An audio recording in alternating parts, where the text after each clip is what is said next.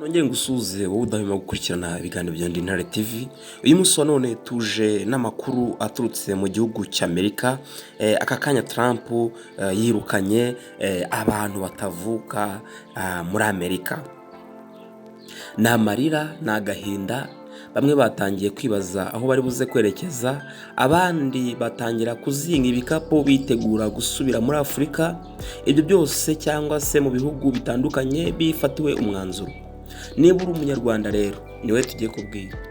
Uri umunyarwanda wo muri Leta Zunze Ubumwe za Amerika, washakanye n'umunyamerika, wajyaga urota cyangwa green card, cyangwa wari ufite inzozi zo gutura muri Amerika, subiza amahirwe mu isaho. Iyi video ishobora kuguhindurira intekerezo mu gihe uri buze kuza kwikurikirana yose, ugasobanukirwa birambuye n'icyemezo Trump yafashe. Ese hari uzi waba warashakanye n'umunyamerika ubu ngubu bakaba babanaga, ariko azongeresha visa cyangwa se n'ibindi, ibyago ni byinshi kuri we. Mu cyemezo gitunguranye cyafashwe na Donald Trump, Amerika yahagaritse visa z'abimukira mu bihugu 75 birimo n'u Rwanda. Ese ibi bivuze ko inzozi zo kujya muri Amerika zirangiye? Ni bande bireba, ni bande bitareba? Byose urabisobanukirwa.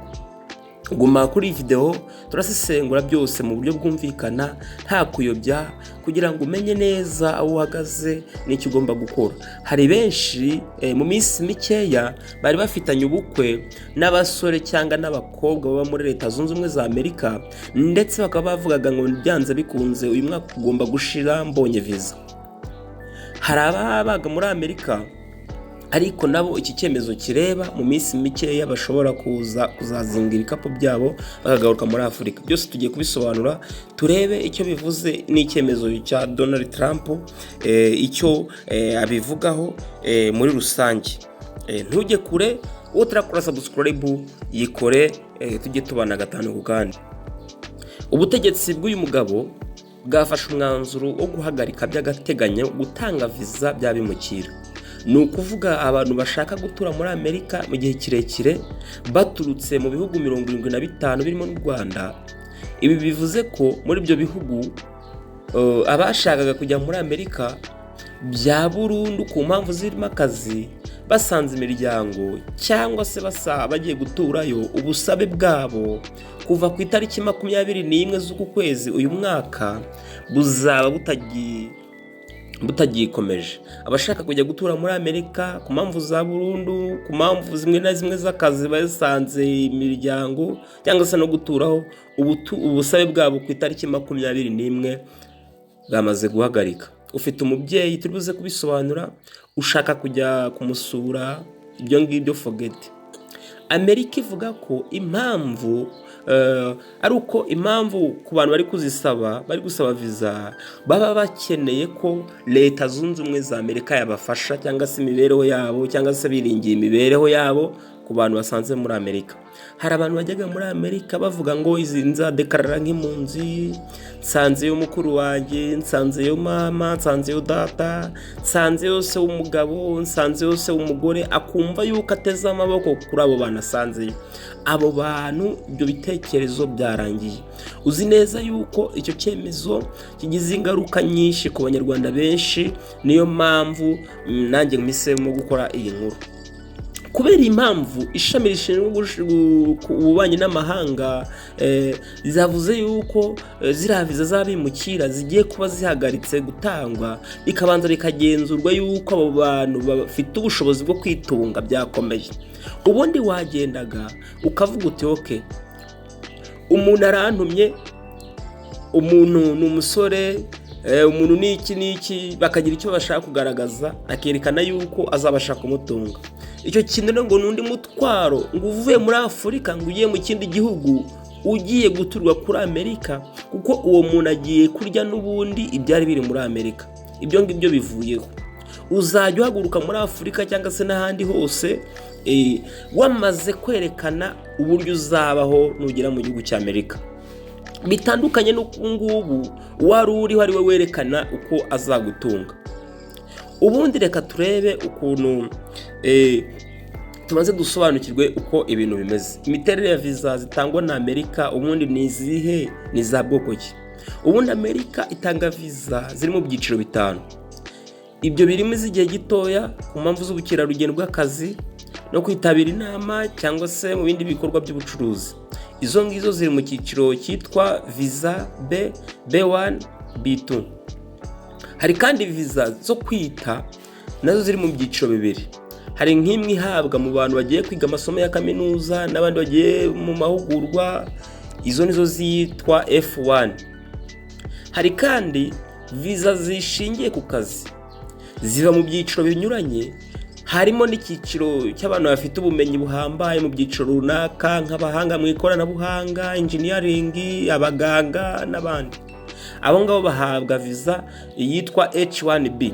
Hari kandi abandi bagiye gukora ibijyanye n'ubuhinzi bahabwa viza H2A, kimwe n'abandi baba bagiye mu bikorwa by'ubuhinzi ariko bitagereranywa nk'ibikorwa by'umwuga.